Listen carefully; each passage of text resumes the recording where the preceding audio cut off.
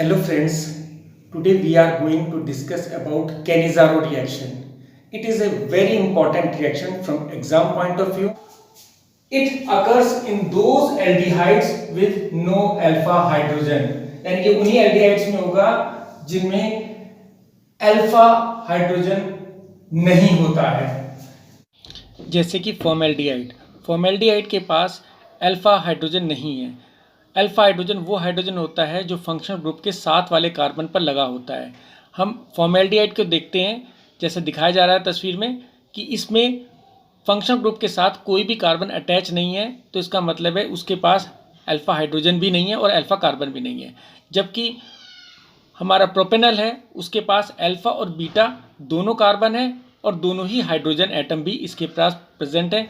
पहला है फॉर्मेल्डिहाइड, इसके पास अल्फा हाइड्रोजन नहीं है, इसका मतलब ये कैनिज़ारो रिएक्शन दे सकती है। दूसरी है हमारे पास एसिटाल्डिहाइड, इसके पास अल्फा हाइड्रोजन है, इसका मतलब है ये कैनिज़ारो रिएक्शन नहीं देगी। तीसरी है हमारे पास प्रोपेनल, इसके पास भी अल्फा हाइड्रोजन है, यानी ये भी कैनिज़ारो रिएक्शन नहीं देगी। चौथी है बेंजल्डिहाइड, इसके पास अल्फा हाइड्रोजन नहीं है, यानी ये कैनिज़ारो रिएक्शन देगी। इससे अगला है 1-मिथाइल प्रोपेनल, इसके पास भी अल्फा हाइड्रोजन है, यानी ये भी हमारा कैनिज़ारो रिएक्शन नहीं देगा। और आखिरी में हमारा है 1,1-डाइमिथाइल प्रोपेनल, ये भी हमारा इसके पास अल्फा हाइड्रोजन नहीं है, इसका मतलब ये कैनिज़ारो रिएक्शन देगा। अब हम अपने सेकंड पॉइंट पर आते हैं। ये रिएक्शन जब होगी कंसंट्रेटेड एल्कली सॉल्यूशन KOH या NaOH का यूज करेंगे। तीसरी ये जो रिएक्शन है, it is a self oxidation and reduction reaction.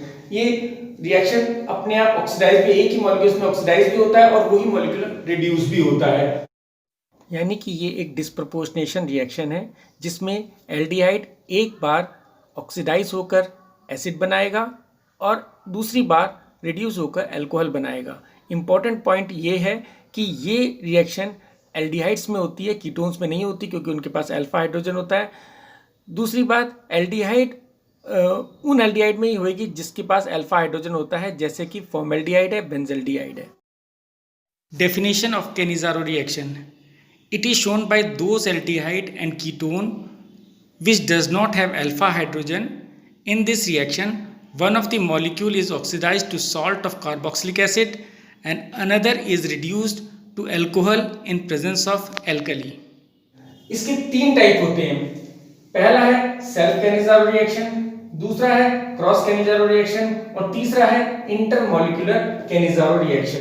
पहले है सेल्फ कैनिज़ारो रिएक्शन, इसमें one type of molecule is used, only one type of molecule is used, we get oxidation and reduction product, और उसी से हमें oxidation और reduction product मिलते हैं। फॉर्मेल्डिहाइड हमने यूज किया। फॉर्मेल्डिहाइड की रिएक्शन जब हम कंसंट्रेटेड सोडियम हाइड्रोक्साइड से कराते हैं तो हमारे को मिथाइल अल्कोहल जो कि रिडक्शन प्रोडक्ट है और सोडियम फॉर्मेट जो ऑक्सीडेशन प्रोडक्ट है वो मिलता है। दूसरी रिएक्शन है क्रॉस कैनिज़ारो रिएक्शन, इसमें हम दो different kind of molecule use करते हैं, जैसे कि हमने यहाँ पर बेंजल्डिहाइड भी यूज किया है और हमने फॉर्मेल्डिहाइड भी यूज किया, और इसकी रिएक्शन हमने NaOH से कराई कंसंट्रेटेड। तो हमारे पास क्या प्रोडक्ट मिला? बेंजाइल अल्कोहल मिला और सोडियम फॉर्मेट मिला।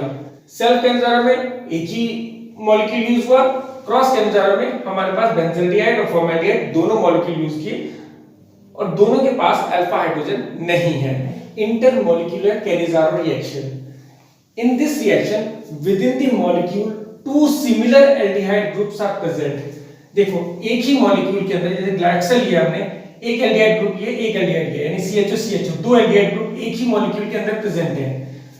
We can say two carbonyl groups are present, दोनों कार्बोनाइल ग्रुप है, C double bond O present, due to which we get two product within the molecule. यहां पर product, दो product बने, एक हमारा अल्कोहलिक प्रोडक्ट बना और एक हमारा एसिडिक प्रोडक्ट बना, हमारा दोनों एक ही मॉलिक्यूल के अंदर बने।